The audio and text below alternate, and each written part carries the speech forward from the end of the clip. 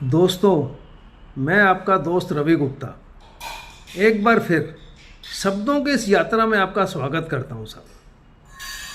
बहुत देर के बाद कुछ अपनी लिखी हुई पंक्तियां लेके आपके सामने एक बार फिर से हाजिर हूं साहब। आज की पंक्तियों का शीर्षक है, तुम बहुत याद आते हो। अभी क्या लिखा है मैंने, कुछ 5-6 लाइनें हैं, जरा देखिए। जब होता हूं अकेला तुम बहुत याद आते हो।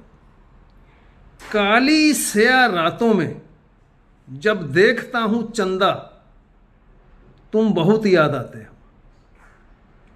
झीलों में, झरनों में, नदियों के पानी में देख कर अश्क अपना मतलब अश्क मतलब परछाई, देख कर अश्क अपना तुम बहुत याद आते हो। बहुत कठिन है रास्ते जिंदगी के, बहुत कठिन है रास्ते जिंदगी के, जब चलता हूं अकेला तुम बहुत याद आते हो। रवि, रास्ते तो अपने काट लूं मगर कटता नहीं सफर। रवि, रास्ते तो अपने काट लूं मगर कटता नहीं सफर, जब तुम बहुत याद आते हो। ये कुछ पंक्तियां लिखी थी साहब। सबसे बड़ा बोझ यादों का होता है साहब। और जिंदगी वैसे भी 3 चीजों का ही नाम है, कुछ यादें, कुछ वादे और कुछ इरादे।